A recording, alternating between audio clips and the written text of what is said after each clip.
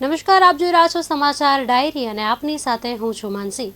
ભારતના પૂર્વ રાષ્ટ્રપતિ, દેશના અગ્રણી વૈજ્ઞાનિક અને કરોડો યુવાનોના પ્રેરણા સ્ત્રોત એવા ડોક્ટર એપીજે અબ્દુલ કલામની આજે પુણ્યતિથિ છે।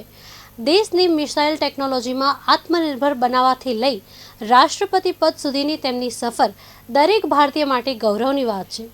જીવનના અંતિમ શ્વાસ સુધી વિદ્યાર્થીઓને જ્ઞાન આપનાર આ મહાન વ્યક્તિત્વને આજે સમગ્ર દેશ ભાવભીની શ્રદ્ધાંજલિ અર્પણ કરી રહ્યો છે। જોઈએ અમારો આજનો આ વિશેષ અહેવાલ। તારીખ હતી 27 જુલાઈ 2015। સ્થળ હતું મેઘાલયનું શિલોંગ। ઇન્ડિયન ઇન્સ્ટિટ્યૂટ ઓફ મેનેજમેન્ટમાં વિદ્યાર્થીઓને રહેવા યોગ્ય પૃથ્વી વિષય પર વ્યાખ્યાન આપી રહ્યા હતા ડોક્ટર એપીજે અબ્દુલ કલામ। પરંતુ વ્યાખ્યાન દરમિયાન જ અચાનક તેઓ મંચ પર ઢળી પડ્યા। તેમને તાત્કાલિક હોસ્પિટલમાં ખસેડવામાં આવ્યા કે જ્યાં ડોક્ટરોએ તેમને મૃત જાહેર કર્યા। એક એવા મહાન શિક્ષકનું જીવન પૂર્ણ થયું કે જેમણે અંતિમ શ્વાસ સુધી પણ વિદ્યાર્થીઓ વચ્ચે લીધો।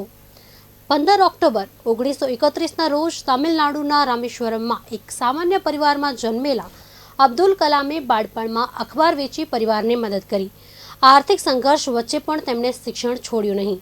મહેનત, સંકલ્પ અને જ્ઞાનના બળે તેઓ ભારતના સૌથી પ્રતિષ્ઠિત વૈજ્ઞાનિકોમાં સ્થાન પામ્યા। Defence research and development organisation એટલે કે DRDO અને ઇન્ડિયન સ્પેસ રિસર્ચ ઓર્ગેનાઇઝેશન એટલે કે ઇસરોમાં કામ કરી ડોક્ટર કલામે ભારતના સંરક્ષણ અવકાશ ક્ષેત્રને નવી દિશા આપી। અગ્નિ અને પૃથ્વી જેવી મિસાઇલોના વિકાસમાં તેમની અગત્યની ભૂમિકા રહી।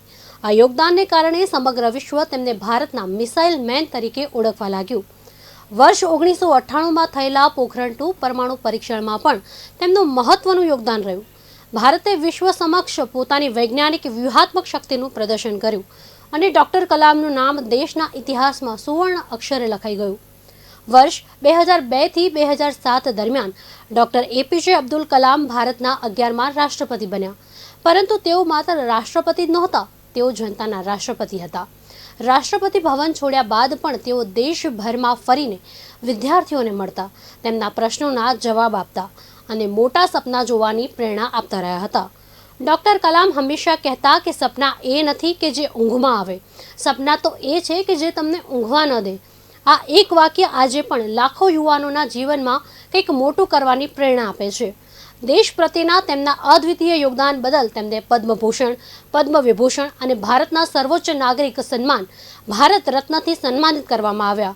Wings of fire, ignite minds and India 2020 જેવા તેમના પુસ્તકો આજે પણ યુવાનો માટે પ્રેરણાનો ભંડાર છે। ડોક્ટર એપીજે અબ્દુલ કલામ આજે પણ આપણી વચ્ચે ભલે હાજર નથી, પરંતુ તેમના વિચારો, તેમના સંસ્કાર અને યુવાનો માટેના તેમના સંદેશો હંમેશા જીવંત રહેશે।